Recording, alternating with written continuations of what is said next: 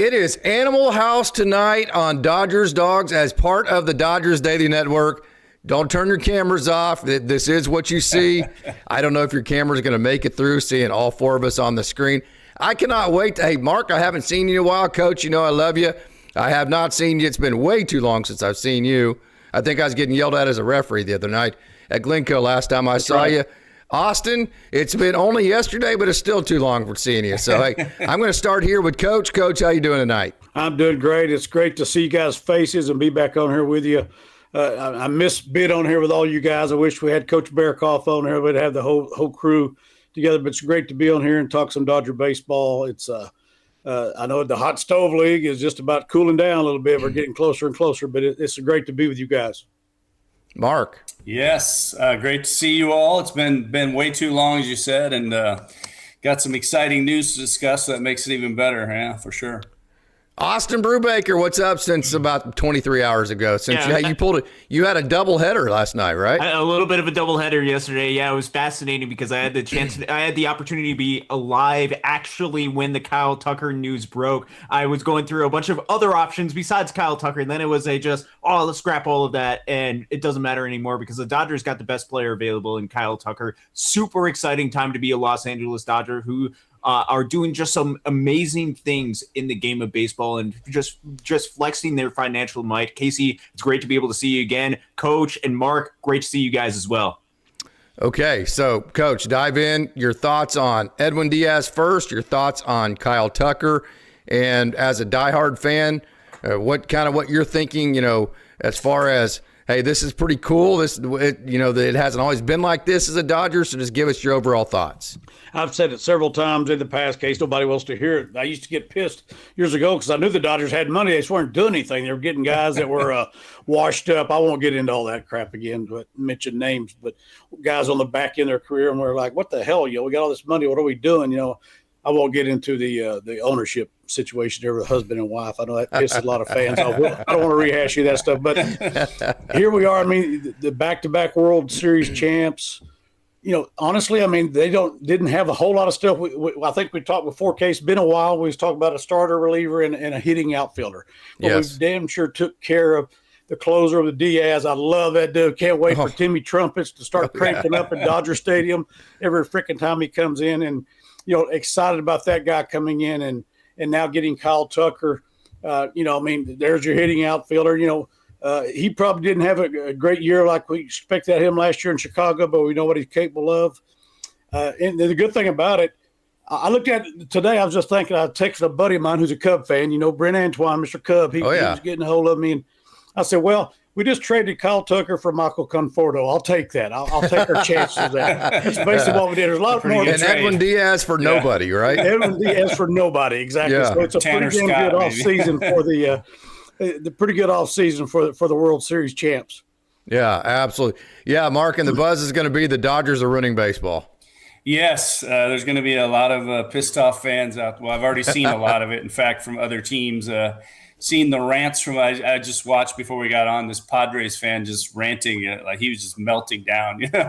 It's kind of fun to see though, and unfortunately for them, they're in a situation like we were, as Coach Holt mentioned, that couple that used to own the team that I don't even want to talk about, but wasn't investing in the team. And people say, oh, they're spending so much money, and I'd rather have them spend money on the players, and bringing in talent than putting it in the owner's pocket. So I love it. It's a great time. As you said, Casey, it's a great time to be a Dodger fan. Austin, how much better is the Dodgers than anybody else in baseball? Oh, it is. I was looking at a couple of different things. If you look at a couple of different areas, like projected FanGraphs WAR, the Dodgers have basically an 8 wins above replacement gap between the next best team, which is projected to be 8 wins better than the next best team in the game of baseball. Wow. If you're using that perspective. And you just look up and down this lineup at this point and just the overall roster, there's not a lot of weak points, especially if you get it to a shortened series. You look at up and down this lineup right now, and even with Tommy Edman injured, there's maybe one spot in the lineup that you could argue is a potential below league average position, which is at the second base position, but they also have a ton of options that they could turn to where maybe one of these guys breaks out. Maybe you see a breakout from an Alex Freeland or a Hae-Sung Kim. Maybe Tommy Edman is able to show why the first month of last season is a little bit more of what he is than what the later months were. Maybe you still have Miguel Rojas, or even once we get to October, maybe it's Kiké Hernandez that actually fills in that spot because there's seemingly nowhere else for him to be able to play on this roster. That there are very limited amount of holes, and especially when Max Muncy or Teoscar Hernandez is your 7-hole hitter, you have a phenomenal lineup. Their starting pitching staff is as elite as it could be, especially the top 4, plus a rising star in Emmett Sheehan, plus a wild card in Roki Sasaki and River Ryan and Gavin Stone as depth coming up from the minor leagues, and then the bullpen. Adding Edwin Diaz makes this bullpen a significantly better than what it was last year. And you look at some of the depth that they're able to have, and even some of the wild cards, like if Edgardo Henriquez is able to figure things out, if they had to transition to a little bit more of Justin Robleski to the bullpen, there's some added pieces that are part of this mix that makes this roster as deep as it possibly can. They are set up to go back to back to back. Mm-hmm. Coach, you taught me this early in my coaching career.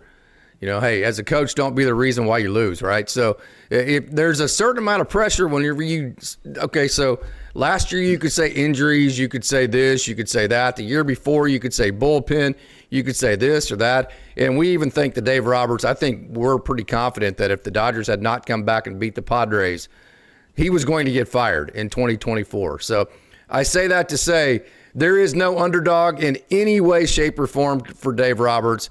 It is, if you win a World Series, to this point, it's going to be almost a calamitous disaster. So there's a weird pressure in that as a manager, isn't there? No doubt about it. And if you go back and think about what you just mentioned there, he got his bacon, his ass, whatever you want to call it, saved with a bullpen game. He did. We're on the road, we're down. Everybody's like, what the bullpen game in the playoffs when you're facing eliminate? And he does it. He throws a 2-hit shutout. You know, I know a couple of them. So think about that for a minute. You never see that sort of thing. The decision, as we said at the time, Case, we all said the same thing. They did it because they had to.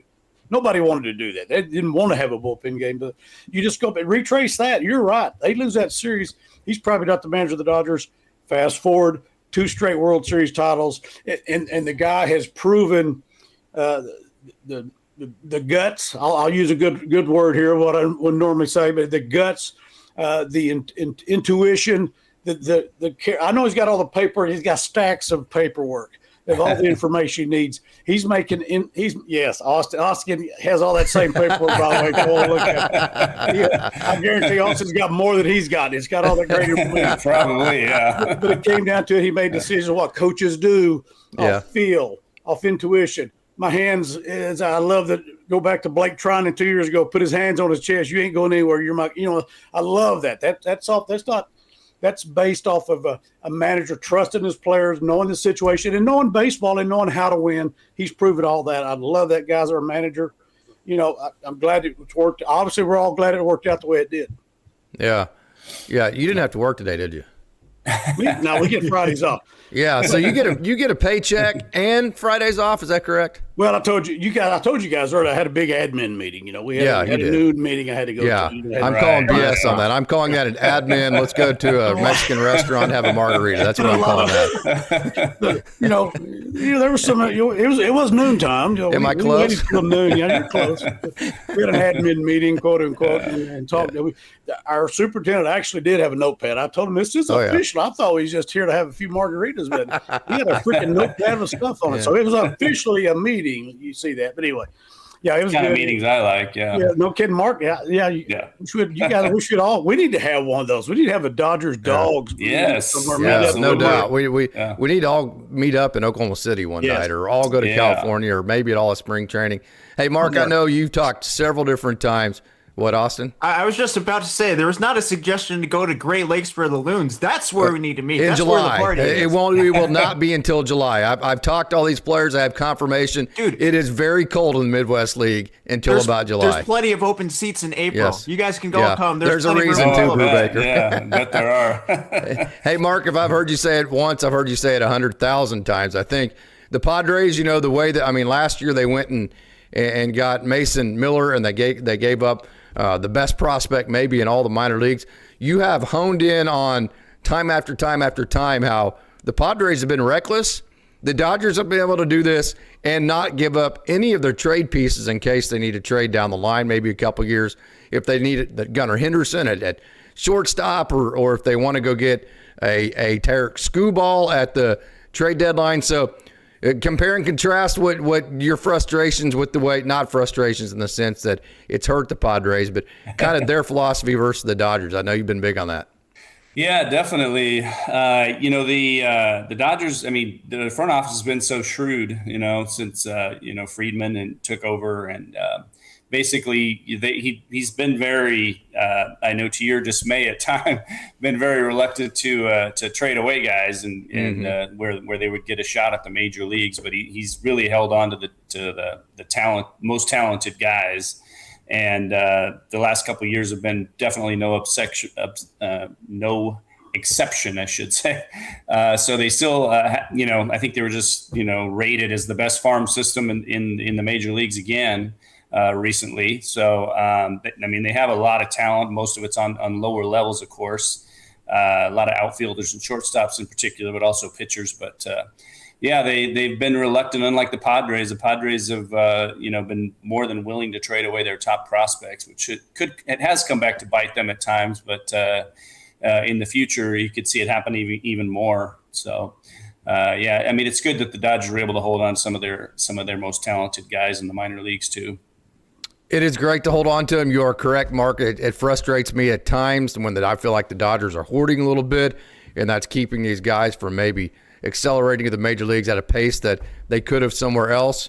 So I say that to say, Austin, I will give the Dodgers credit for this. They put Ryan Ward on the 40-man. Yep. They did the same thing to Hunter Fiducia. Now, the Drew Avenses of the world, those kind of guys, the Cody Hosies, they've let them time out, which is great because then they become free agents. Drew Avens went with the A's. I think he's now with – matter of fact, I communicated with him 2 days ago. I can't remember who he said he was with. He's excited about it. That's perfect because then they get to go sign a free agent contract with whoever they want. Yep. But if you block the free agency by putting a guy on the 40-man like they did Hunter Fiducia and Michael Busch and Ryan Ward, now you can keep him in the minor leagues for 3 more years, 3 option years. The Dodgers have done right by Hunter Fiducia. They traded him. They did right by Michael Busch. I can't see any scenario to where they put Ryan Ward on the 40-man as insurance and don't do right by Ryan Ward. They have to do right by this guy. Yes, I think this is absolutely right. The right opinion at this point. And I think it has to do with I don't see a path for Ryan Ward to even compete for the 4th outfield spot. I believe that is firmly Alex Call. He has major league experience. And this is the most important thing. He has the ability to play center field. At this point, Ryan Ward has not played center field at the minor league level. If something happens to Andy Pages and Tommy Edman is on the injured list, you're not throwing Teoscar Hernandez in center field. You're not throwing Kyle Tucker in center field. You have nobody to throw out in center field except for Alex Call, which means that Ryan Ward conceivably can't really find a way to fight onto the Dodgers roster unless there is an injury. And you look at the progression that Ryan Ward has been able to make the past couple of years, it has been phenomenal. He has increased his production steadily over the past couple of seasons to becoming a really solid player. He was insurance for the Los Angeles Dodgers before they made some sort of move. As Casey has said, it is now right and fair for the Los Angeles Dodgers to find an opportunity for Ryan Ward to be able to go out and just get a better opportunity. If you're looking at a corresponding move, the Dodgers do have to make a corresponding move to be able to add Kyle Tucker onto the 40-man roster. The guy that I think best fits and best embodies the move that should be made is Ryan Ward, either through some sort of trade that they make over the next couple of days or doing whatever they can to be able to find Ryan Ward some type of home to do right by him, because the play that he has made does not deserve a 4th straight season in Oklahoma City. Agreed. Glasnow, Yamamoto, Ohtani, Snell, Sheehan, Sasaki. The Dodgers promised Sasaki to make him a starter. The one thing about the Dodgers, coach, when the Dodgers tell you something, now there are times to where in a short term they can't live up to exactly what they told you because you're trying to win a championship the next 4 games, right? But one of the reasons why these free agents love to come to the Dodgers is if the Dodgers sell you on something, it's not a salesman, it's not a used car salesman pitch. It is a fact of what they're going to do. So I think they're going to make Sasaki the 6th starter. So how aggressive, Coach Hull, would you get at getting Tarik Skubal, knowing it's going to take a lot of prospects, and he will be a free agent at the end of the year, and you might lose all those prospects just for 1 year or whatever the remainder of the year would be whenever you go get him? Well, I mean, if we're talking about getting at the trading deadline, I mean, if we're going to wait that late, you'll have a feel of what's going on. You don't know how the season's going. We've dealt with injuries, starting pitching, the bullpen here and there. Each year has brought a different challenge. So you'll get to a point. The bottom line, everybody knows the Dodgers still have resources to get him. They can get Scoop anytime they want him, one way or the other. And not only the prospects, the money, that's no question. It's just going to be, if they feel the real need, we know they're trying to win a world championship. That's all they ever do. That's what they do by every move they make. So I think it's going to be interesting to see as the season goes on, if there's a point there going, we need that bell cow. This guy's, one of the top pitchers in major leagues, if not the top already in the major leagues. So, that's a no-brainer if you can pull that one off. We can hear all the whining again on social media. Who cares? I saw a lot of people get on and say, hey, you got to blame your front office. Your front office ain't doing crap. That's don't blame the Dodgers for trying to win every day. If it's all about money, my Dallas Cowboys will win the Super Bowl every year, and they don't win crap. They can't even get in the playoffs anymore. They got the richest franchise in the world, sports franchise in the world, and can't even get in the damn playoffs. So it's not just about money, but the Dodgers have all the resources. They have history on their side. They've got a great front office. Like I said, Friedman, those guys, they're off the charts as far as professional sports. I thought it was interesting, that they the second best professional sports front office next to our Oklahoma City Thunder, which is amazing case. And we got a real good view of Sam Presti and that crew down in Oklahoma City, what they're doing with that organization goes on. But the Dodgers it's been amazing what they've been allowed to do by the decisions or front office ownership all the way down. It's amazing how this thing runs. I think it's going to, I can see at a point there if they'll get Skubal if they really need him. It's one of those things. Last year the trade deadline, what would that take? Would it take the Dodgers really believing, hey, we can't win the World Series without him? Or do you think it would be enough to say, hey, I would just like to have that insurance? I think we can't win without him. We've already won without him. It would take that mentality? Okay. I think so, because you've already won without him. You've already won 2 in a row without him. It's not like we can't win the damn thing without him. I think it gets to a point where you're like, no, we really have to have him to win. I think that's where this organization is at. Yeah. Mark, do you want to make the trade for Skubal right now? I mean, right now, yeah, absolutely. We're at the doorstep. You get all these guys. You've gotten everybody except for him. Yeah. Do you stop now? That's kind of the temptation, right? When you can get arguably the best pitcher in baseball, then do it. But I kind of don't really think they'll trade him midseason because I think they'll be in contention and their fans would riot probably if they traded him while they're in contention. So I don't really see them trading him midseason. So if the Dodgers are going to get him, I think it would have to be before the season. Personally, you don't think they trade him midseason? I don't think so because I think they're going to be. They're not going to re-sign him. I can tell you that, and they're not going to want to just let him go. But the only thing is, if they're in contention and they trade him away, or maybe they're in first place, then their fans will really revolt. I think if they do that. Austin, you think they will, or you think that the Detroit fans will realize, hey, we're not going to have this guy at the end of the year, and we need to reset? You're there in Michigan. Yeah, so I'm here in the state of Michigan, grew up a Tigers fan, still a bit of a Tigers fan in me. Whether they keep Tarik Skubal and don't re-sign him, which seems likely at this point, or they trade Tarik Skubal because they're not going to re-sign him. Yeah. Either way, it is a lose-lose type of situation for the Detroit Tigers because either you're not getting anything or you're only getting a draft pick for Tarik Skubal, or you're getting a massive haul, but you're trading him during a year in which the American League Central, which it always seems to be, is not very good, and you're getting a bunch of people for him. So it is a very difficult decision for Scott Harris and the Detroit Tigers front office. But the Dodgers, with the way that they have conducted this offseason, have the opportunity to do that. They have the opportunity to where, man, if this starting pitching staff deals with a bunch of injuries again, and let's say something happens to where some of their starting pitchers are not able to go long term. Let's say Yoshinobu Yamamoto, who pitched a ton last year, it deals with some sort of injuries this upcoming season, hopefully not, or they want to give him some extended rest, or they have to give some extended rest because there are some guys on the injured list for the starting pitching staff.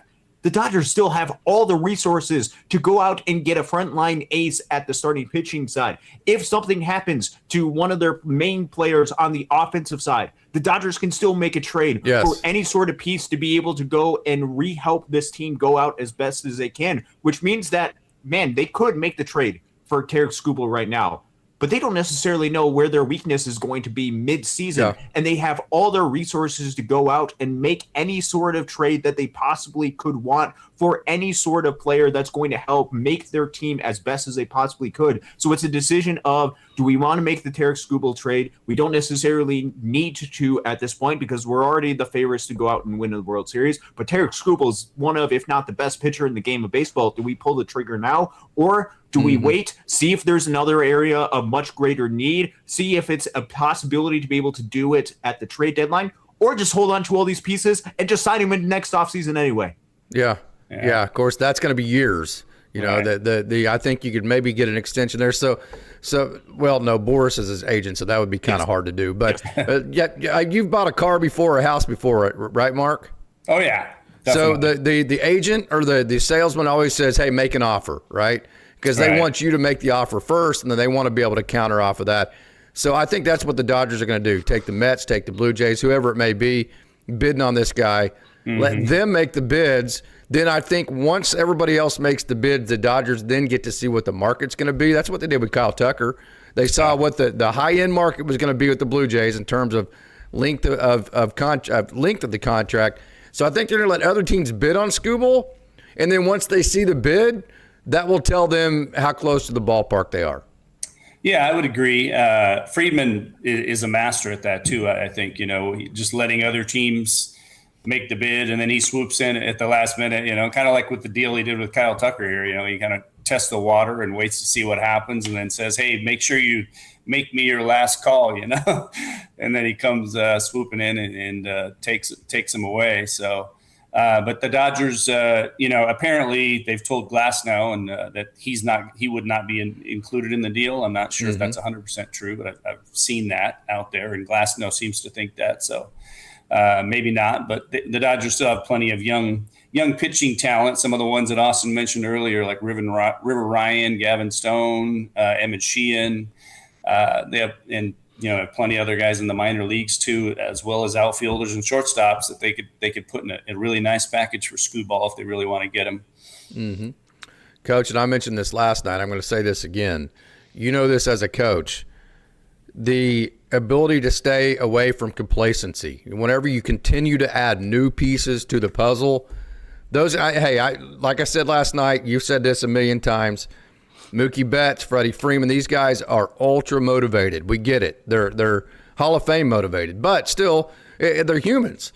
So adding new pieces that are all-stars, that are the greatest players in the game and ultra motivated, that is a huge factor to not getting complacent year in and year out, and the Dodgers did it again. Yeah, they did. I mean, Diaz, he's never – I guess Tucker won one in Houston, so he has had a world – I think he was there when they won the World Series. So he does have a one ring, but those guys are hungry. Definitely Diaz is hungry. I mean, you get those guys incorporate with the guys that already – that have, in this case, won multiple rings, some of these guys. But like I said, you don't have to motivate those guys. We talked about this last year. We never had the feeling. I know things won't rehash last year, but we know there were some times we're like, "What the hell's going on here?" We may not even get in the dang playoffs, but there was always that motivation. So the players they had to grind every day. I mean, if you're trying to just cruise along, you're not even going to make the damn playoffs, and they know that. They've been through. Won the division by 14. The last 2 years they've had to bust their butt just to win the damn thing, and they've won the series because of that. The 2 years they've had to grind the entire years they won. The 14 game winner that year, they get beaten the first damn round. So there's no complacency in this organization. You can see that from the front office. we call it standing pat. We talked about this last year. They're not standing pat. They have not. They're not ever going to stand pat. They're not just going to sit there. Well, we're good. Let's go. No, if you already got Diaz. You get Kyle Tucker. You got two of the biggest in their position, best players in baseball, and as you mentioned, Scooball, arguably the best pitcher in baseball. And they can go get him. They may still go get him. Like Mark said, they may get him now. They have the resources to do it.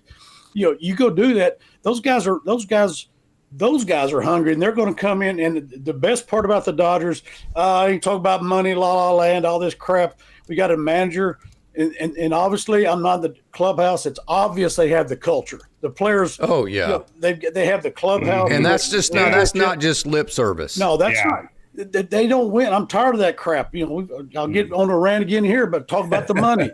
The Blue Jays didn't give a damn about the money. They almost beat the Dodgers, but they didn't get it done. The Dodgers had to play their guts out to win another World Series championship. It's a baseball case. I don't give a damn how much money I make. I still got to throw strikes. I still got to hit 98 plus every damn night I walk out there. This is not anything easy. I don't care who's making all the money. They still have to execute, and these guys know how to do it.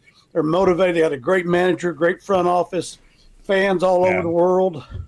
And the Dodgers, Dawgs right here, baby. They got everything they need. They've had the culture, like you mentioned, in the heart the last couple of years. I mean, the year before last, they were missing almost all their starting pitchers, and this last year they had a terrible bullpen, and they made it work both years, to win both World Series. So they overcame so much, and like I said, last year I used the term heart of a champion, and there were so many times when they were just on the verge of losing, and they came back and somebody made a great play, or somebody just stepped up and did what they needed to do to win a game. So it was pretty amazing. Yeah, so I set the tone earlier with some of the messages. This is going to be more of a celebratory. Hey, you got to play the game on the field. Right, Mark? I mean, the Dodgers have won not squat for 2026 yet. This doesn't mean anything for 2026 other than we know they have a really good roster. We get that, but we are celebrating the fact the Dodgers won last year. We're still in celebration mode for that. That's okay. We're fans. We're celebrating the fact the Dodgers have done everything they can to win the next one, which is super exciting. So I think it's okay, on January, whatever it is today, to take at least, we've analyzed everything this offseason. I think this is actually fun. We talk about all the time, Mark, about stopping and enjoying the process. I think it's important as fans that we stop and go, you know what, this is great to be a Dodgers fan. That's kind of what we're doing tonight, celebrating. Right. I see so many fans that during it's a long season in baseball, and we all know that. And if you get super frustrated, over a loss or something, it's gonna wear you out over the course of a year. Players know that too. They have to kind of stay on an even keel during the year, or they'll wear themselves out. But I mean, you gotta kind of enjoy the season as it goes along, I think, and not just. I've heard fans say, "Oh, it doesn't mean anything unless they win the World Series," but I mean, you're not going to enjoy the year as it goes along. Just wait till the World Series and then start enjoying it. No. Yeah. That's kind of why we're in celebration mode tonight. We're just taking a night, after we've analyzed. I mean, Austin went for 2 hours last night analyzing all the numbers. We're just taking a night to enjoy this and celebrate, Coach, aren't we? I mean, isn't that kind of where you're at, Coach Holt? There's no doubt about it. I mean, we're all on social media. You get on there. Yeah. I still see the ninth inning, Mickey Rowe hitting the home run. It still pops up. Obviously, they know the algorithm says this guy's a Dodger nut. So I see all that stuff all the time still. And they go back and rehash. And I think I talked about last time I was with you, Case, all the great defensive players the Dodgers made, defensive plays that saved their bacon during the playoffs, not just the World Series, but to get up to that point. Oh crap, I forgot about that. The unsung performances, throwing the dirt. And you're sitting there going, I forgot about Freddie picking that damn thing out of the dirt. We lose that game. So, they came that close on that play at the plate. That close on the play at the plate. Just a toenail. Got his foot down just in time. The game's over. They lose the World Series. So it's so amazing. That's what we love about sports in general. That's what we love about being Dodger fans is how they were able to win it last year. But, I think you do enjoy the process. I know me and my brother went to Boston. Never been to Boston before. We went to Fenway Park last year. Hell, the Dodgers lost both of them. We had a blast because we love Fenway Park. We love the city of Boston, being around that that environment was great. Seeing the Dodger fans walk right down as we're having a burger and a beer right by Fenway. Let's go, and the whole damn crew coming through that spot with them on two eyes. That type of stuff. So if we enjoy the process. This was in July, so even though we were pissy because they lost both games, we didn't lose a whole lot of sleep over. Give me another Samuel Adams and let's go do something, have a good time, and enjoy Boston. So, and we love being the Dodger fans. That never changed. So, you're right, Mark. I think we do enjoy the process, but we live and die with them like we always do. Here with together we get there. There's some bad stretches. It was some bad stretch. That's the beauty of it, that the Dodgers were able to overcome that. How Dave Roberts and the staff put that lineup together every day, made decisions off that, not all off the paperwork, but just on this. Yeah, put Mickey Rowe in a game 6. Are you kidding me? Yeah. Text him. I text him out. I need you tomorrow. Hell, who knew? He makes a great pickup on game 6 to finish the double play and hits a freaking home run. I mean, come on. Yeah. That's a movie. That's Hollywood stuff there, La La Land stuff. I keep thinking about a movie. Let's go. I keep thinking about that play Kiké made where it was so instinctive, where he just came racing in on that little, fly ball. And snagged it, came in, and that was so amazing. And then he doubled the guy off a second, to end game 6. So a lot of little plays like that. Miggy Rowe from Kiké, from a lot of guys. So it was pretty amazing. But Coach Holt, I'm a Cowboys fan like you, so I know that we, as with the Dodgers, we've gone through some lean times. So when you're going through times like this, you got to really enjoy it, because you never know. It could end, and then we have to wait another 20, 30 years. The Dodgers had that World Series in '88, and then we had that long stretch where dry spell, and that's what we're going through. The Cowboys are now at 30 years without a Super Bowl. So, you got to enjoy it while you can. That's why we have these shows where we back up, we stop, and we just appreciate the process and we enjoy where we're at. So Tampa, Florida, that's where Kyle Tucker's from. You're from the cold, Austin. You know how unfun it can be to play baseball in the cold. Chicago, Wrigley Field, I went in July and it was 91 and I was freezing. It was a different 91 than I'm used to here in Oklahoma. So Kyle Tucker, he's from Tampa, Florida. He played for the Houston Astros. Didn't have a tremendous year last year with the Cubs, a colder environment. Now, I know it was mostly down the stretch when it was a little bit warmer. But I do think, and Mark will be able to say this, the weather in Southern California is perfect. Not just the weather for your home games, but you play in the NL West, so you're going to Arizona, you're going to San Diego. I know that San Francisco can be colder, so can the Rockies. But I do think also maybe the climate aspect of things played a part in this with Kyle Tucker.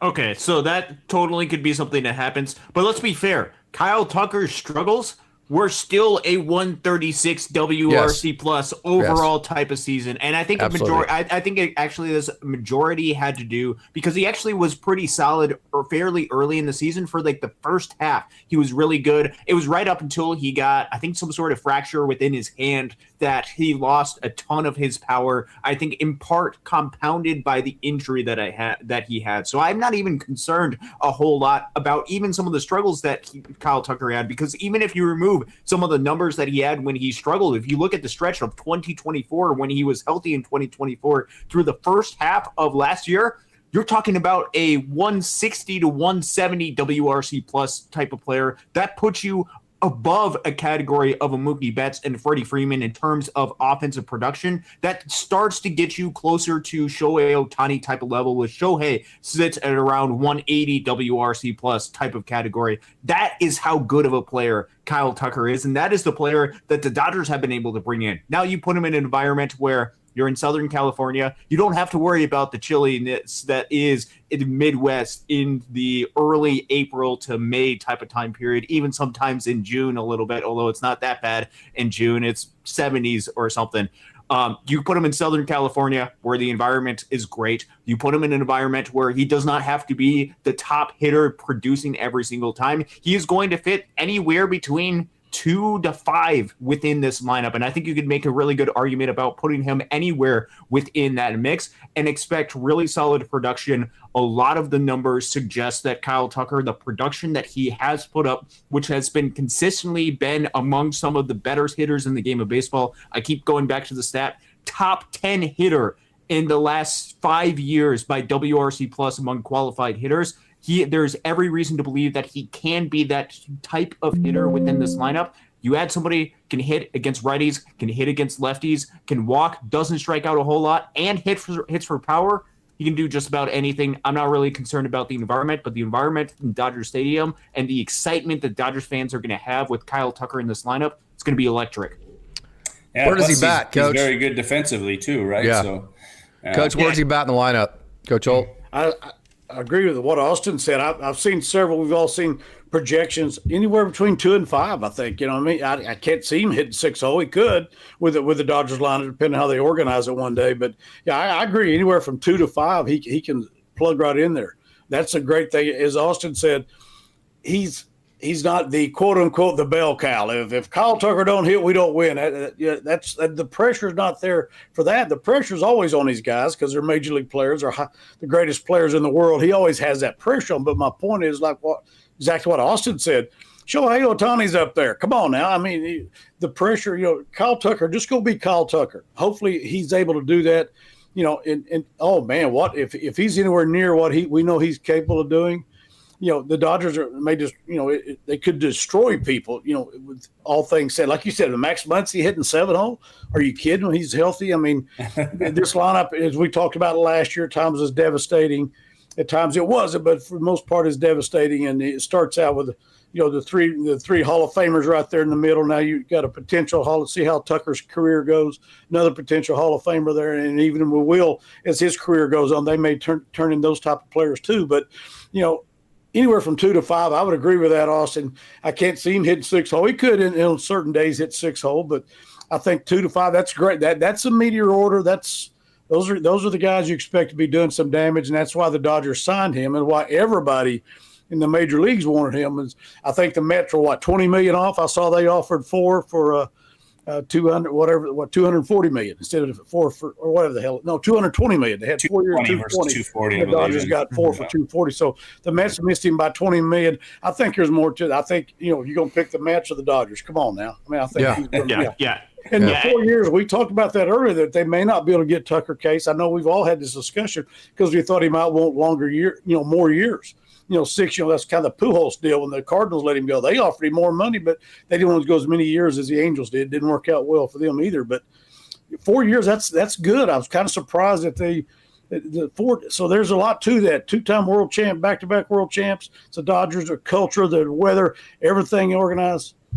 He'd go for you, and it's a good thing for him that he could opt out after 2 or 3 years. Is that correct? That what I saw? Yes, after 2 years, he could opt out, or after his third year, could opt out. So this is a great thing for both.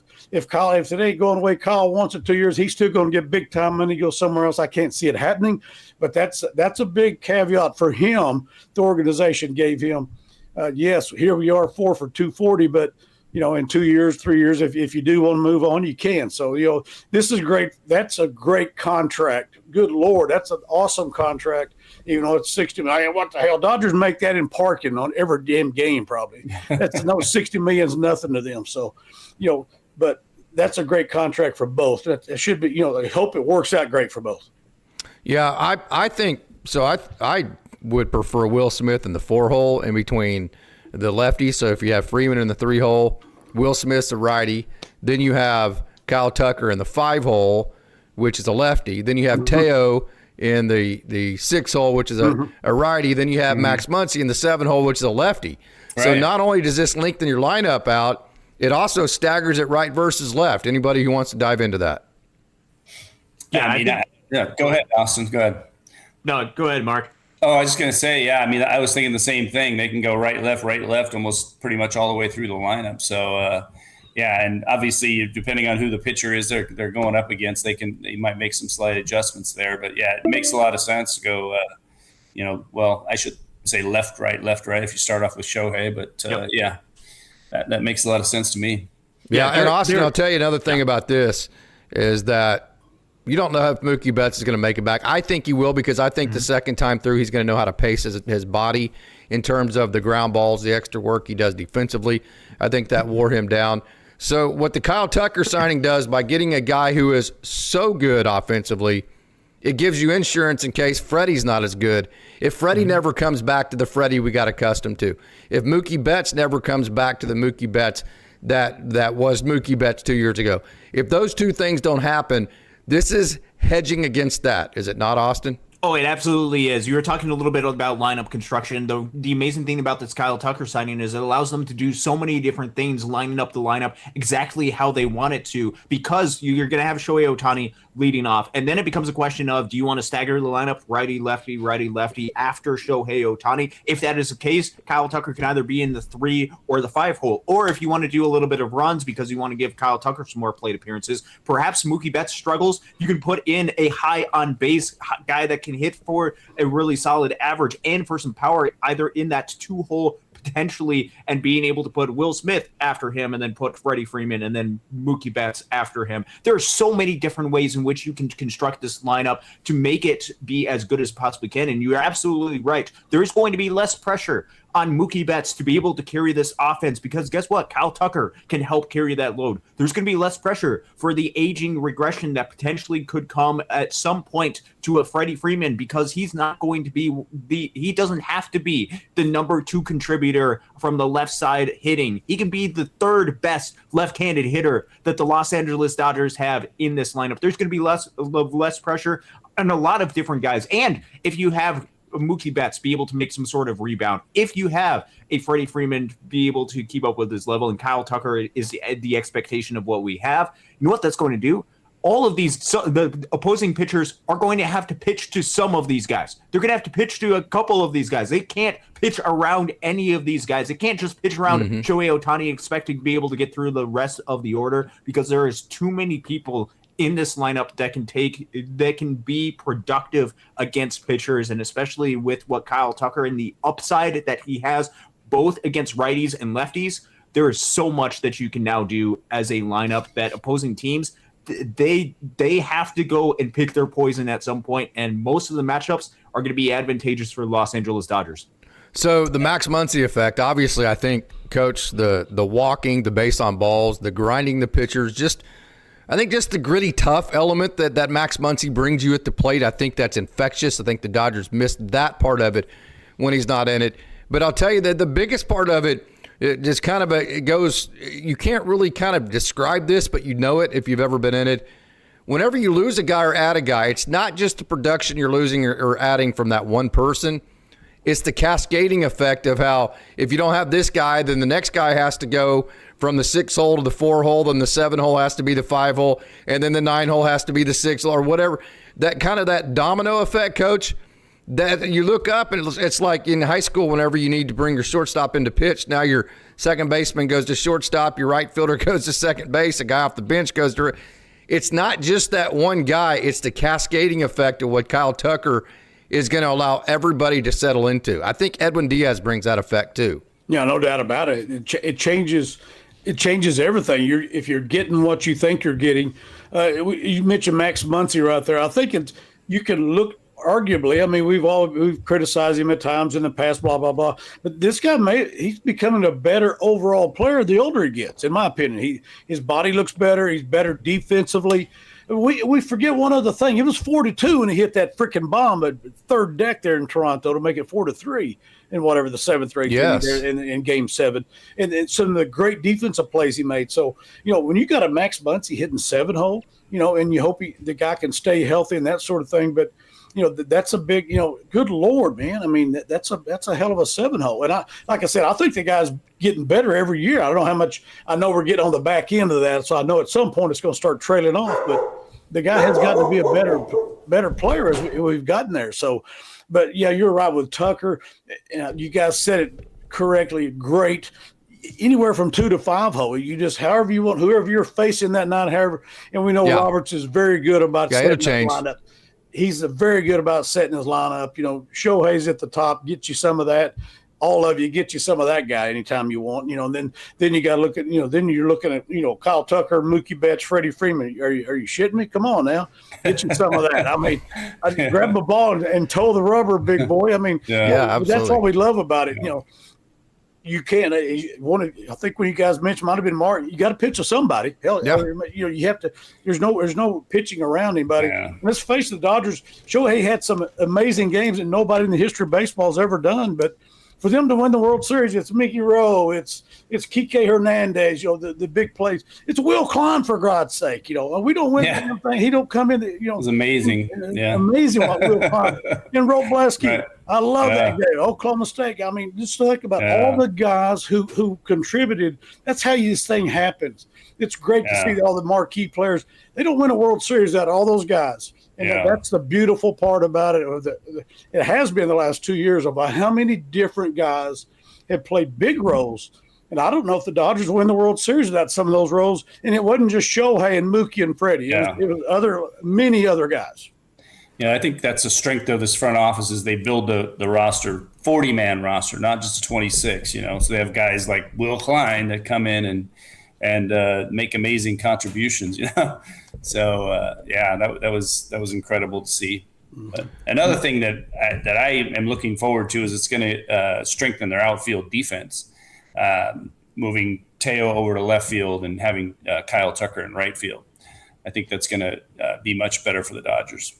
That's a good point, too. Yeah. And then also, before we get back to Austin here, just a second, the cascading effect, the 8 and 9 holes are going to be Andy Pages and Tommy Edman as well. So, I mean, you talk about just that snowball of Kyle Tucker moving everybody down one.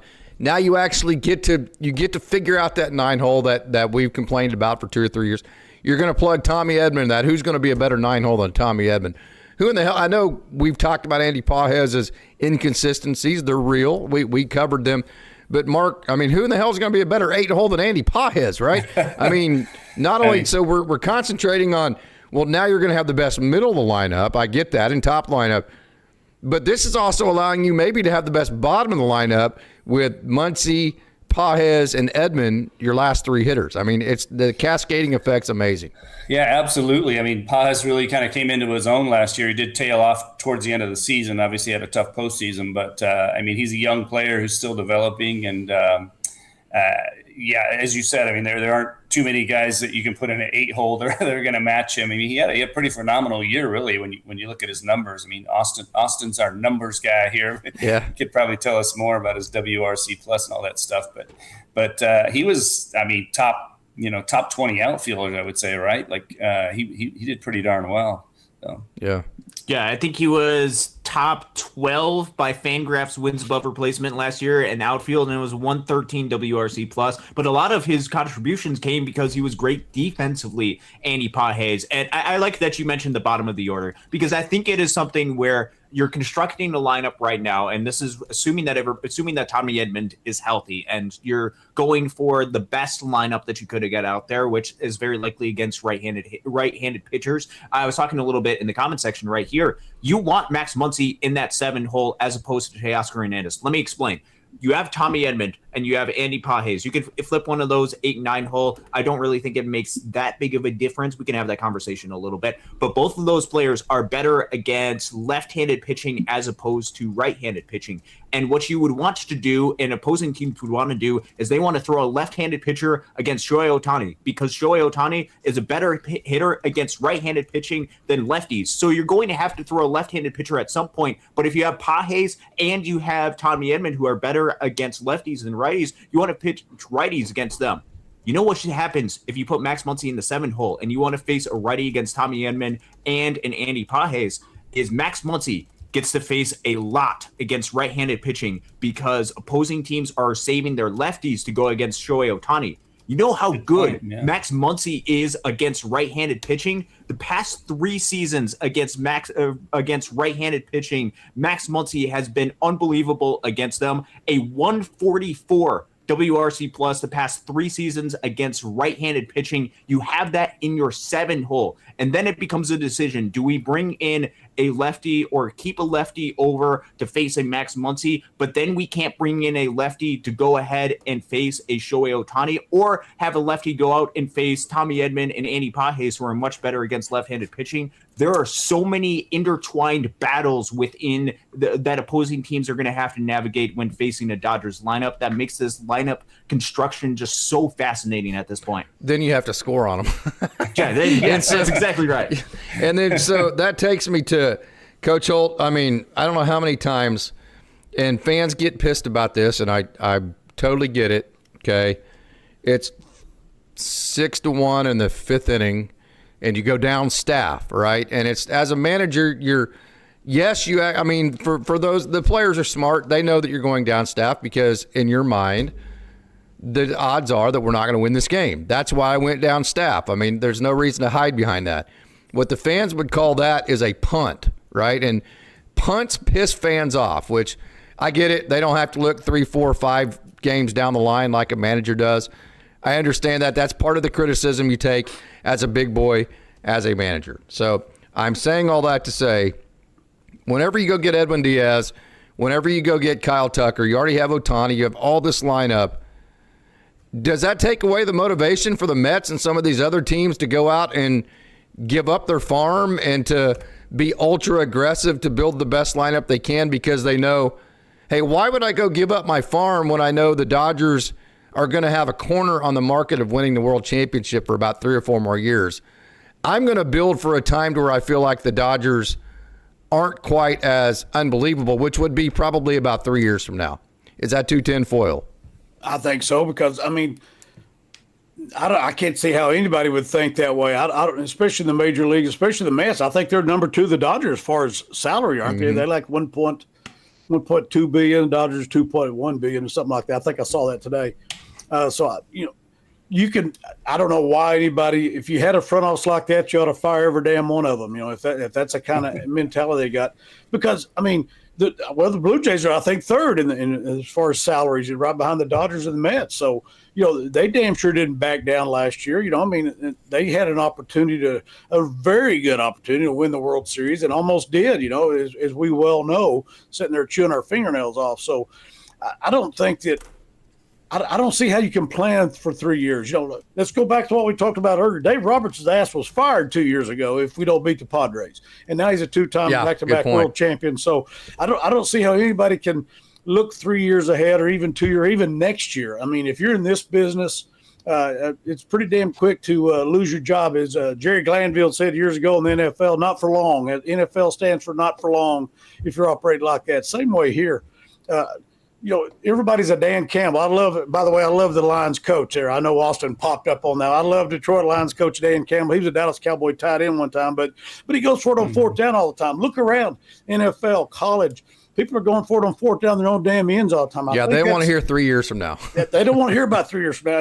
And my point is, they're trying to win the damn game now. 30-yard line, their own 30 teams are going for 4th down. You're like, what the hell's going on here? But I think that's just a mentality of people right there. So win now. I mean, I can't see any.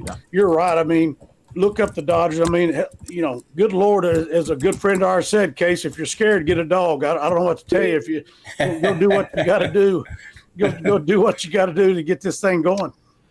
Hey, guys, what I'm going to do is I'm going to start a new Google Meets. We'll go for about – do you guys got about 15 more minutes on you? Oh, yeah. Dude, we've got a huge crowd that's out here. Yeah, absolutely. So I'm starting a new meeting right now. Okay. So if you would – baseball night. I'm going to go ahead and once this is going to be a little bit clunky. So, Mark, while we do that, okay, talk about we have a question here. Freddie Freeman, how long do you think he has left to play here? Well, we have seen Freddie Freeman showing some signs of age, I think, and a little bit more injury prone, sadly. But I think he's got a couple of years left in him. I hope so. He may suffer some more injuries during that time. I sure hope not. But I would think he's got at least a couple of years left in him. Okay, man. Mark, go ahead and log on to the new meeting, and then I'll bring that meeting on over here in a minute, and I will we'll start a new meeting here in just a second. Okay, does that make sense? Okay. Yeah, so log out of this one and log into the other one? Yep, log into the other one. Austin's already back on the new one, and so I may just bring Austin over right now. So let's go ahead and do that, Austin. Here you go. We have Austin Brubaker on the line here. Hey, we had some news just a second ago from Hep C Hep C bringing the A game. Thanks for coming back, Hep C. Nick Robertson's back in the organization. You remember Big Nick, don't you? Yeah, Big Nick. It's been a matter while of fact, Nick Robertson, Coach Holt's back in the house. So is Mark Watkins here. So Mark, we don't have your. There we go. So Nick Robertson is back in the organization. Dodgers re-signed him. Nick Robertson, believe it or not, guys, back in 2021, I believe it was, when he was at AA Tulsa, him, Jacob Amaya, and Ryan Noda were my 3 very first interviews. Nick Robertson was the very first interview I ever did of any Dodgers player. How about that? That's how much Nick Robertson means to me. I may try to get a hold of him tomorrow and get him on the line. And matter of fact, I saw him in Oklahoma City last year. I gave him a big hug. He gave me a big hug, and it was a really cool experience. We talked for at least 10 minutes. I love Nick Robertson. Wow, that's cool. That's a really cool story. Yeah. It's nice that he's back in the system. Yeah, it has been it's been a while since we've had Nick Robertson as part of the system. I just did a double check. He actually did not make any stops in Great Lakes, so I did not get a chance to be able to watch him in person. But he was part, if you remember back, I believe it was the Kiké Hernandez trade in 2023 that sent Nick Robertson, and I think there was one other pitcher that was part of that deal, over to Boston. He's been around other major league organizations, was with Boston for a little bit, went over it's St. Louis. He's been with the Angels, Toronto, Kansas City, Houston. He's been traveling quite a bit. Made some appearances at the major league level in 2023 and 2024. So hopefully he's able to, back in his organization, back in the Dodgers, in which it was part of his original organization, be able to figure out a lot of different stuff back in the culture that he's surrounded with in LA. So I'm excited to see Nick Robertson back in the organization. Yep. 100%. Coach, another part of this too, we talk about the margins all the time. And Mark, I'm going to have you answer this as soon as Coach Holt is up. We talked about, hey, it's not just the middle lineup. The 8 and 9 hole is going to be the best in the game too. So cascade that on down, okay? Miguel Rojas saved our ass last year. Kiké Hernandez has saved our ass. I don't know how many different. Well, Mark talked about the play you made earlier, some of the big hits. So if you do bring Kiké back, okay, Alex Call. Austin's already talked about Alex Call this year. You're actually able to set up your platoons. You're able to set up your bench players. And your margin players are able to actually be margin players and be put in situations that they can get comfortable, have identified roles, and be put in situations to where they actually do best. So Dave Roberts can find the moments where the matchups are best for them. That's also a huge role. We saw with Ernie Clement and some of these guys with the Blue Jays, they had defined roles. The organization was asking them to do a specific thing offensively, and that made them better players. I think a big part of this is that your bench is going to get better because they're going to be allowed to be bench players, which is what they're supposed to be, right? No doubt about it. And if you're Dave Roberts, you look at your lineup card, you whip it out, and he already knows this, but you whip it out and you're looking at, okay, I got a guy who hit the game-tying home run in Game 7. I got a guy who's been on 2. Look at Kiké, Mickey Rowe, and look at Alex Call. Those guys have played in big-time World Series games and contributed, and there's not pressure. There's no pressure, especially the regular season. That's got to give you if you're looking down there to make moves, if somebody gets a little dinged up one day, put Mickey Rowe or Kiké in or Alex Call, you don't have any reservations about that because you know what you got there. You're right, Case. Your bench is better if you have to play those guys, which you can. They've all at times had to play every day. There's nothing wrong with that, but you don't want them for the entire season there because Rojas goes like that if he has to play too much. That's what I'm saying. I love the fact that he's already said I'm playing one more year and he's with the Dodgers. That guy can do whatever the hell he wants this year. The Dodger fans all we're going to remember is the home run to tie the freaking game up, and I know there may be a time somebody boos him if he's 0 for 15 or something, but I'm just saying it's great that he can go out as a Dodger and get the accolades he deserves and play and the respect he's going to get. His teammates and managers got that, but I mean from everybody in baseball, especially the Dodger fans. So, but if you're Dave Roberts looking down at that, and you have your lineup card, and I don't know who else will be on the bench, but same way with your bullpen down there now. You know, you got Diaz to shut that thing down there. Plus, you know, the other people have their potentially outstanding relievers. We'll see how this year pans out for some of them. They're coming back off of not so great years. We'll see how that pans out. It could be one for the books if they're, you know, to think if everybody's going to stay healthy. I don't think anybody expects that for pitchers just because of the nature of the business anymore. But the bench situation, you're right. It all cascades along. All things considered, your bench is going to be outstanding. Right. Yeah. On that note, you mentioned a couple of things. Number one, with Edwin Diaz sliding into the closer role, I wouldn't be at all surprised to see Tanner Scott bounce back and have. I agree. I was going to ask you that. Great point. Better year. Yeah. I don't think he's ideally a closer. I think he likes that setup role, and I think I could see him bouncing back and flourishing in that role again. I sure hope it happens. Agree. That's the cascading effect again, too. Isn't it? How about him in the 8th, Diaz in the 9th? What a great! Oh my God! Or how about this? Let's go a little bit statistician. Wherever the best left-handed hitters that are going up against, that's where you put Tanner Scott in. Whether that's the 6th, whether that's the 7th, whether that's the 8th, you will give your best matchup out there to go out against a left-handed hitter, and you make it to where, man, if you're going up against the Philadelphia Phillies and you need to get Kyle Schwarber and Bryce Harper out, you know what's a great weapon to be able to use? Left-handed dominant arm. If Tanner Scott's able to get back to the form that he was, and anywhere close to what he was, for example, in 2024 when he was going up and dominating against Shohei Ohtani. If he can get back to anywhere close to that type of form, having a weapon like that doesn't have to be the closer, go out and be able to use that weapon in any sort of way is absolutely phenomenal for this Dodgers team. Let's hope that he can get back to the form. Okay, Coach. Absolutely. Sasaki, Sheehan, Ohtani, Yamamoto, Snellglass. 6-man rotation. Edwin Diaz, Tanner Scott, Alex Vesia, Brusdar Graterol looks like he's going to be healthy.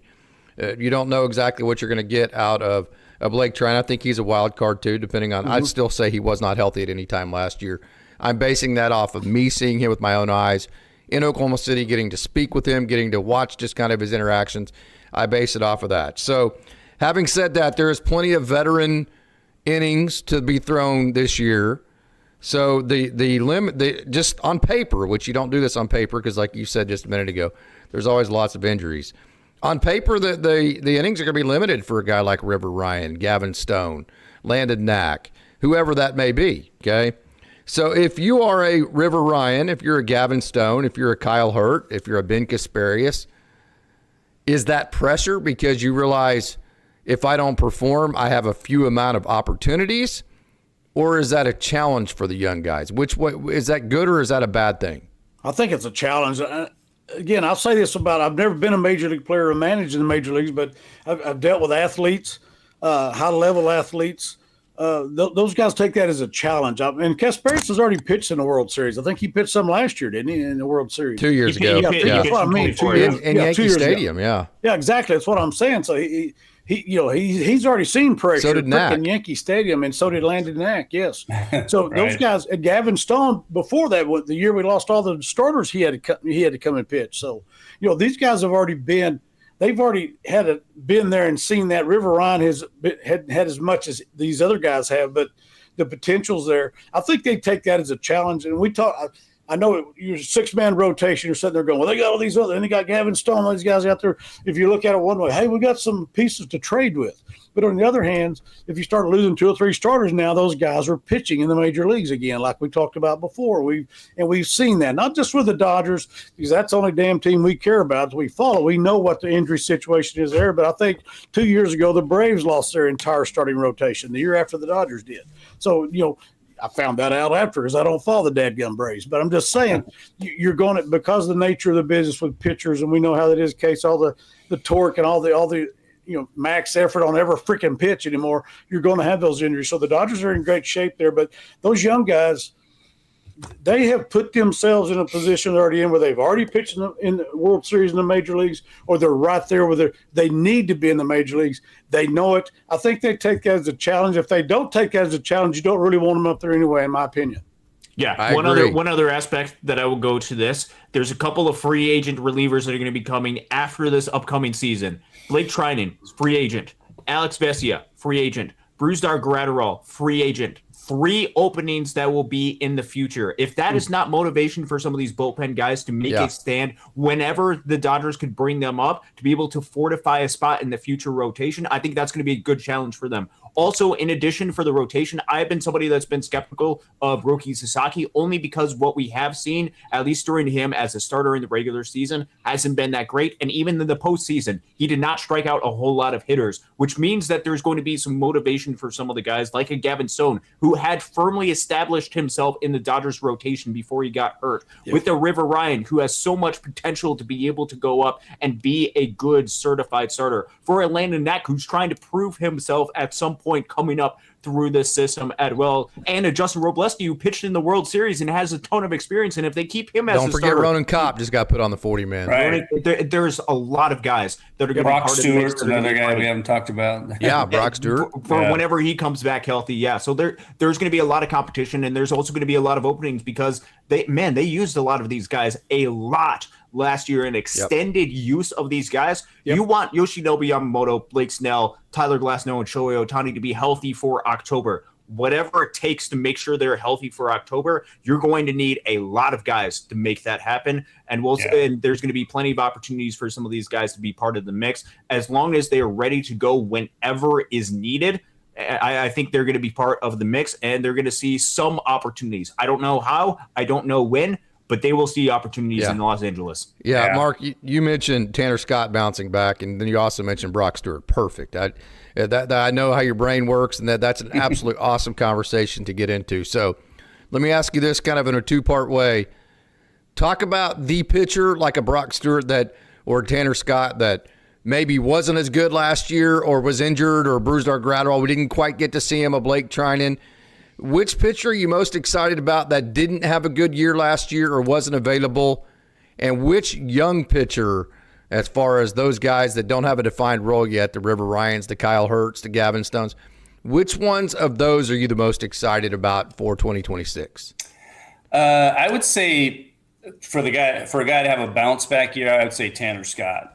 If he can revert to the form from the prior, not last year, but the prior year, if he can bounce back to being close to that, I mean, their bullpen is just going to be ridiculously good, because obviously they have Vesia too and some other guys as well. So if they can get Tanner Scott anywhere close to where he was, and I know it's kind of a big if, but I still feel like that's a possibility because he didn't, he wasn't injured. He didn't, he did have that little surgery, abscess or something like that, but he wasn't really injured. He didn't really lose velocity much or anything like that. So I could see him bouncing back. I think it may have been a little more mental than anything else. So I would say Tanner Scott for that. And as far as young guys, I'm excited to see River Ryan because just his pure stuff that he has, and his ability to dominate hitters. And he was really coming on strong before he got injured. So if he can come back, get back near that level where he was,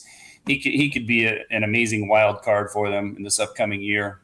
Totally agree. Coach, what do we do with Bobby Miller? Nobody other than maybe me, which I'm just a geek that way. I just love baseball. I can't get enough of it, especially in person. Minor leagues are awesome. And the people in the organization and maybe his parents, nobody has seen Bobby Miller pitch more than you have.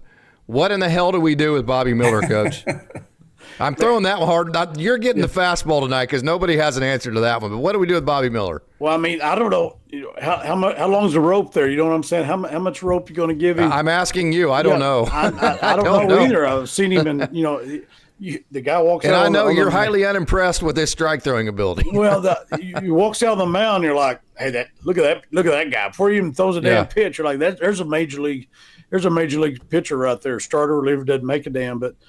I think we're probably, in my opinion, at the end of this deal because of what we just talked about. You got guys that are coming up. You got guys that are on the way. There's some that actually pitched in the World Series last year, the year before.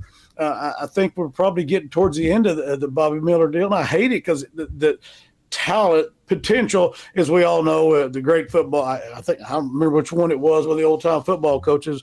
All potential it means you ain't done shit yet. I think it might have been Bobby Knight actually said that. It's all potential means, So that's kind of where we are. He has that potential, but we haven't really got a chance to see it. And how much longer are you going to have to take that opportunity when you got guys right behind him that be real honest with you, they're passing him, some of these young guys. So already have. They already have. They've already pitched in the big leagues. We already got. Absolutely. Look at Robleski. I mean, he's freaking Game 7 hitting people and telling him, you know what, Come get you some, big boy. Get you some of this. Shut your effing mouth. Get the hell out of that guy there. I love it. That is how my do you not style. love that guy? I mean, that guy. Yeah. That's who you want. And he had, innings. I mean, that's what I'm saying. These guys, a lot of these guys have passed him by. I just don't think there's much more time left there. I hate it but I don't. You've talked to him probably. I think he's probably. I don't know. He may be a good guy, but he's just.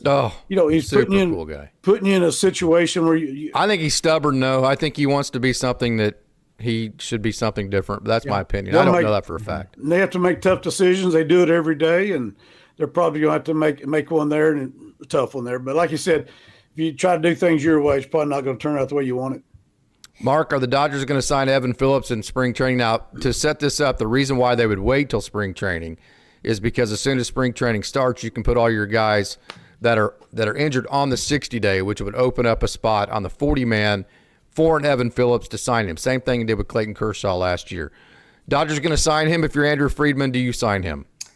I would guess that they probably will. I mean, I think there's a good chance that they will. So there's another guy that eats into the innings. Yeah, right. Yeah, I thought of him earlier too. We were talking about guys. So I mean, he's another guy, a bounce back candidate. They have so many arms, and I mean, we've talking about their young arms. They could, besides their regular 6-man rotation, they could put an enviable 5-man rotation together after that, that a lot of other teams would like to have. Oklahoma City could probably make the playoffs with their rotation the way it's looking, right? Right. Yeah. It's kind of an embarrassment of riches, I guess you could say. But yeah. Yeah, I think this is a really important point, especially if they do bring back an Evan Phillips, which I think is the expectation, or at least the hope, that the Dodgers are going to bring him back, because when Evan Phillips is healthy, he is phenomenal. You put him towards high leverage innings in the Dodgers bullpen, but when you go back to the conversation about a Bobby Miller, no, I totally get the argument of, man, he's at the lowest of what his value is, because, man, the Dodgers turned him into a relief pitcher halfway through this past season, and there was some struggle even in Oklahoma City. But even if you go just up and down with some of the guys that are optional depth as part of the bullpen, I think the Dodgers like some of their other options, or at least would turn to a lot of their other options, as opposed to a Bobby Miller. Ben Casparius, they're taking Ben Casparius at the major league level right now over Bobby Miller. Jack Schreier, obviously taking him over a Bobby Miller. Eduardo Henriquez over Bobby Miller. Kyle Hurt over Bobby Miller. Even a possibly Will Klein, Ronan Kopp. Ronan Kopp over Bobby Miller. Will Klein, they're probably taking him over Bobby Miller. Watch out for Adam Sierwinowski. I'm just telling you, watch out. And you're talking about Adam Sierwinowski, who's not on the 40-man, who potentially could be coming up later. Carson Hobbs, who is rising up through this system. Jose Rodriguez. Jose Rodriguez, who's at the AAA level, who very well could be higher than what a Bobby Miller. And it very well could just be getting to the point to where, man, maybe it's just best for the organization and best for Bobby Miller to get some sort of reset. Because for the past, last year, got hit in the head in spring training when he was trying to fight for some sort of roster spot for the Los Angeles Dodgers. Totally unlucky and totally was some sort of setback for him. Feels super bad for him, but it has been a struggle the past couple of years from what was a really promising and great 2023 season. It just might be getting to the point where maybe just a reset is needed for him, for the organization that has going to need roster spots,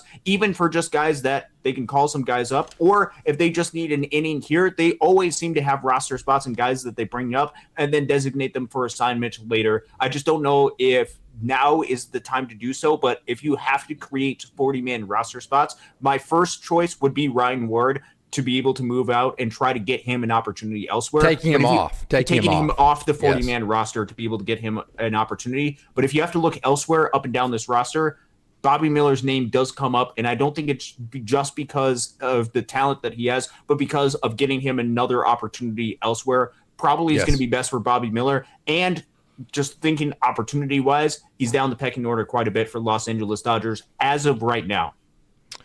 Totally agree. Yeah. So let me say this, and I'm going to send this to you, Mark. I think this is a great point that Hep C's making here, and that is Hey, we talk about the currency as roster spots. The currency is flexibility in terms of length of years. The Dodgers want to have shorter term contracts so they continue to have that flexibility. And we've all said this. We all agree with this, and I think most Dodgers fans do. I don't want Kiké in the regular season. I don't want him taking at-bats away from the young guys that are wasted at-bats. He doesn't care about those at-bats. He gets bored. He's admitted he gets bored. The only reason I want Kiké Hernandez on my team is because of August, September, and October, and then maybe a couple of days in November. I don't even want him taking at-bats in April. So Right. do you think if you're Andrew Friedman, Mark, do you sign Kiké in spring training and put him immediately on the 60-day? I don't see the point of signing him. Personally, I don't see the point of signing him in spring training. I think he's probably not going to be ready till closer to mid-season. And he has kind of, such a relationship with the Dodgers that I think he'd be willing Not to even if you can put him on the 60-man. Well, I mean, I guess they could put him on the 60-man, but 60-day, I don't think there's any rush to sign him because I'm sure he wants to come back to the Dodgers, and he has such a relationship with them that he'd be willing to probably wait to sign. I mean, maybe he wants, maybe he wants the contract now, personally, but at some point I do see them signing him, and I agree with you too that he really hasn't been that impressive in the regular season the last few years. He just turns it on in the postseason. It's just amazing, how he flips the switch there. But he doesn't really need to have a lot of regular season at bats. Personally, I'm hoping that Kim wins the second base job and Edman is more of a super utility guy. Because I would love to see Kim make the progress that it would take to win that second base job and get that speed and youth into the lineup. But we'll see how that goes. I agree. If you want Kiké Hernandez back for next postseason, I sign him. If for no other reason, that means as he's rehabbing, he's doing so with the Dodgers doctors and in the Dodgers system, which makes him the maximum healthy that he possibly could be when he gets back. So that would be the angle that I look at that with. And Coach Holt, we've got here probably about 10 more minutes here. I hope you guys can hang on. Y'all good for about 10 more minutes? Oh, yeah. Coach? Yeah. Okay, I got a question for you here as an administrator, as a principal. The one thing that you'd always tell your teachers is just don't have any surprises. You're going to make mistakes. If you make a mistake, just come own it and we'll figure it out, right? So the worst thing that can happen to a boss is a surprise. And you're like, I don't even know how to explain this because I don't even know. I'm just learning about this 2 seconds ago. So I'm saying that to say you try to get ahead of problems. So you try to solve okay, here's our plan. This is what we're going to do. We're going to get ahead of this before it actually becomes a problem and the parent tries to sue us, that kind of thing. Right. So you try to cut it off the pass. I say that to say the Dodgers got ahead of the free agency market next year, which isn't all that great in terms of offensive players. And so another part of the 4D chess and what the Dodgers did, they did what you did as an administrator. They got ahead of the issue knowing there really wasn't a fix for next year. So if they wanted to fix it, had to become this year. I thought that was brilliant. No, it's great. You always got plan B's, Case. And I used to always tell when I was the head baseball coach at Stillwater, there was 8 of us. I had 7 assistant coaches. I do not like surprises. I don't care how crappy it is. I got to know because I'm getting the phone call anyway. You know how that goes. Absolutely. As a principal, I'm a building principal. You're damn right I'm going to get the call. So you didn't want those surprises. No, I don't think, you got ahead of it. You're planning ahead because you're right. It's like college football a lot of times. They'll look, or not college, but pro football. This is a great year for quarterbacks. I don't know. I don't keep that. Sure, close. understood. Yeah, but it's a great year for quarterbacks. Next year ain't worth a crap. You got to plan ahead. And Freddie and Mookie are aging. You got to bring in reinforcements for them. Yeah, and the Dodgers will continue to do that. So they planned ahead. You're right. If you look at how the Dodgers have put this team together to win. A few years ago they're making the big splash. Well, then they get Ohtani. There's another big splash. And they had Freddie and Mookie before that, and now But last year the trade deadline, we're good. We're all like, what the hell? I guess they think they're good, and they were. They won it, so they knew a hell of a lot more about it than we did. But now we talk since season, we need another bat in the outfield, defense, a better outfield. They did that. Need another get a closer. We talked about a closer, a reliever, or a starter. Where they got a elite closer. So they're way ahead of the game, and that goes back to what we said about Friedman. Those guys in the front office. I saw a guy on TikTok today from another team's fan. He goes, "This guy's the best in the business as far as making decisions on baseball." And the Dodgers front office is so far ahead of everybody. So their administrative quote, their administrators, Friedman and the whole crew, all the way from the owners, are always thinking ahead. We talk about the analytics. That's obviously they're planning ahead with everything, and like Austin does, that stack of papers there with all the information you're going to need. They have that stuff, but they're always planning ahead. Yeah. Austin has to explain to us and make it make sense to us. Otherwise, it's a terrible podcast. That's the whole idea of those analytics. I still don't have any idea what the hell he's talking about because I'm not smart enough. I'm just a hillbilly ball coach, hillbilly Oklahoma ball coach. I have to have somebody explain to me what he's explained to y'all. You explain to me later. That's the brilliance of Austin right there. That's why the Dodgers are so good, because they can take all that analytics and they can actually make it make sense. Yeah. Put it in layman's terms for the hillbilly ball coach in Oklahoma. Dumb it down, as they say, for me. So that's that's what I tried to do. And just one other point on that. Coach, we do have technology now, so we don't need a stack of papers. We've got iPads and stuff that we can use all the information. You're the only one in this group that has papers, Coach. Look. No, I'm lying. This is my notes for the show. I've been crossing them off. So, Austin, this is my papers right here. Yeah. I was thinking that earlier, but I wasn't going to tell that to the coach there. No, hell no. When I was a principal, I was probably the only principal. I still had the manila folders, Oh, yeah. The guy that came after me. These are my notes. I mean, you can look, they're crossed out right on there. his cell phone. I'll guarantee the guy who took my place, he's technology way ahead of wherever I was. He's probably got everything right here. I still carried around the big ass calendar on my desk. Had all the games and the dates written on it. It had all these manila folders and stuff. Did you get the free one from the Army National Guard? I'm too stupid to pull. Oh yeah, National Guard. I'm absolutely. too stupid to start trying to look for stuff on here. If I got it right in front of me, I'm good. So yeah, you're right, Austin. Old hillbilly ball coach, hillbilly principal too. So hey, Austin, am I 210 foil on that? Your tinfoil, and can you repeat the free agents next year? The Dodgers got ahead of that. They knew that Kyle Tucker was substantially better than anybody they could have gotten next year. They needed to hedge their bets against Mookie and Freddie aging, and so they needed another superstar. Yep. No, I think it was a couple of parts with, and I think that you saw that with the opt-out that they gave in the Kyle Tucker deal. They did not give him an opt-out after year one. They gave him an opt-out after years 2 and 3. And I think I think you're absolutely right with that. It is hedging a little bit against next year's free agent class with the amount of investments that you're putting into a Kyle Tucker and with the expected results that you're going to get for him. You want to have that for at least a couple of seasons.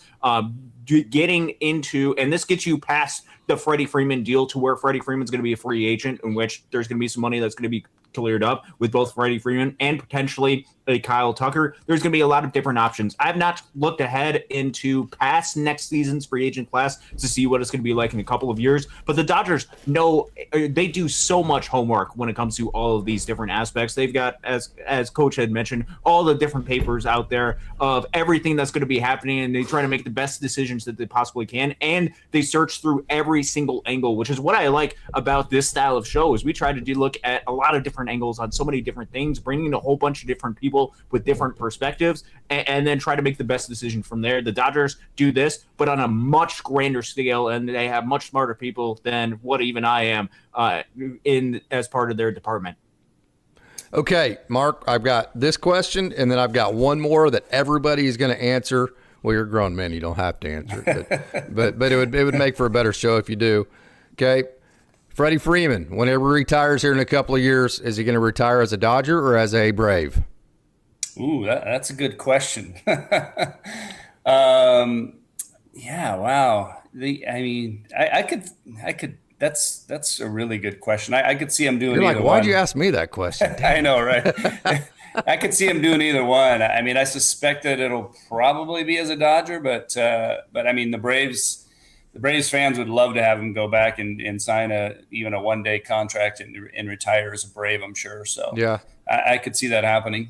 Possibly. The Braves lowballed him, Coach. I mean, the Braves lowballed him. He wanted to stay with the Braves, but they lowballed him, and the Dodgers came in and swooped him. So I think that's going to play an effect. I think Freddie Freeman's very much so a loyalty type of guy. Yeah. I think that low ball means that, and the fact that he's going to win all these championships, the Dodgers treated him exactly the way he wanted to be treated with the Braves all the way up to the last point. Not that they treated him bad, but I think he's going to – I think the low ball versus the way the Dodgers did everything right at every turn, I think it's squarely in the Dodgers category. I could be wrong there. What do you think about my opinion there?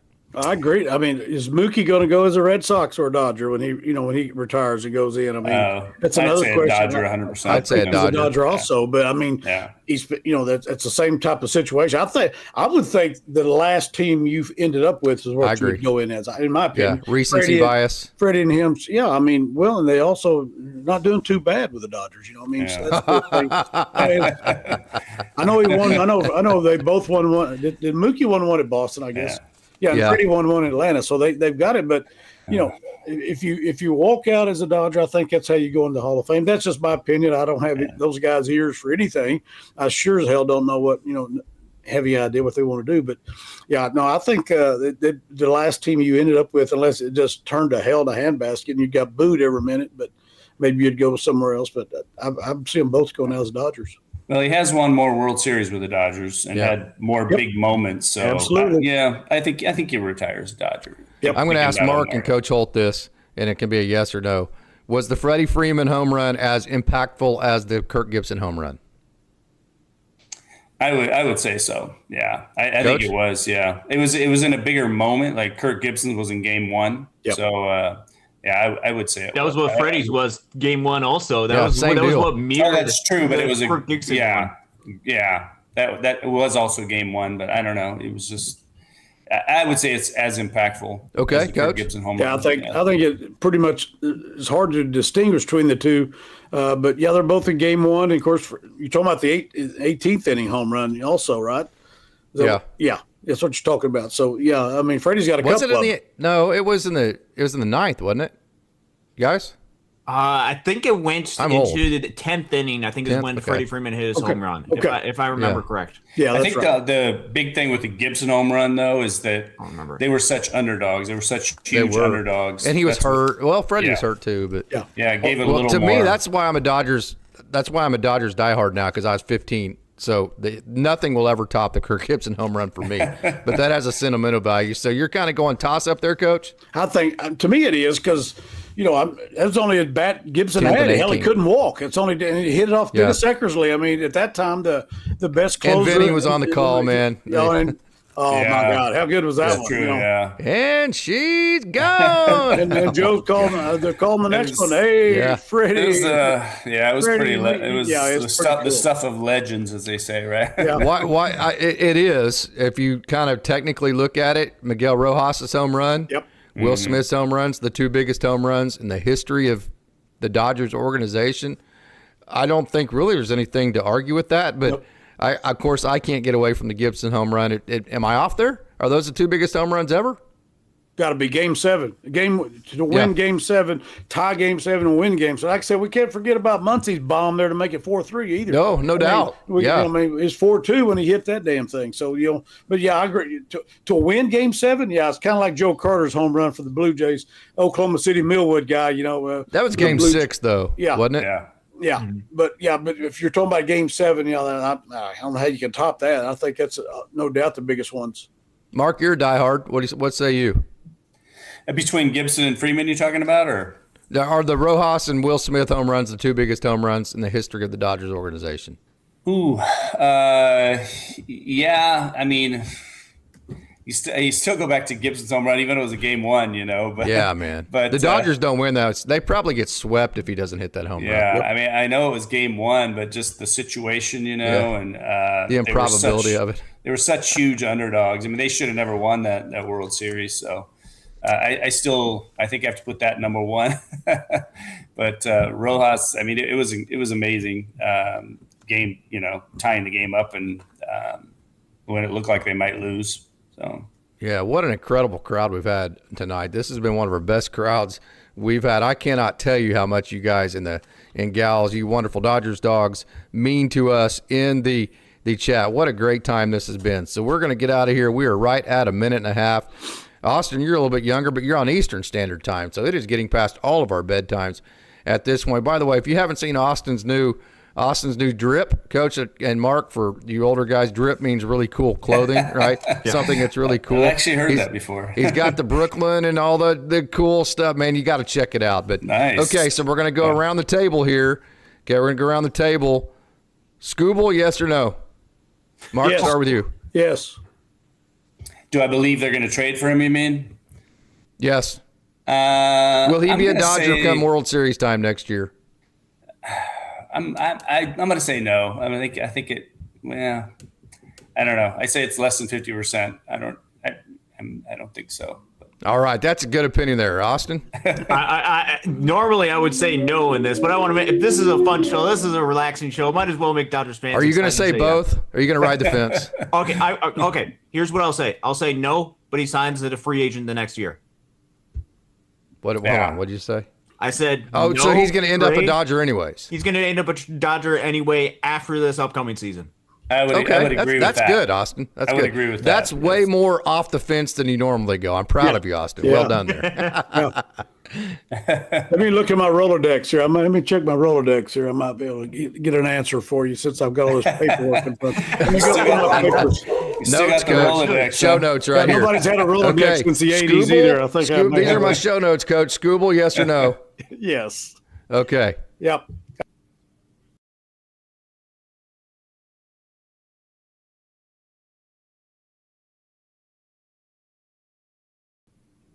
Hold on. I forgot to say, don't forget it's a great day to be a Dodger. Thank you, everybody, for tuning in. What a great show. What a great crowd. Thank you so much.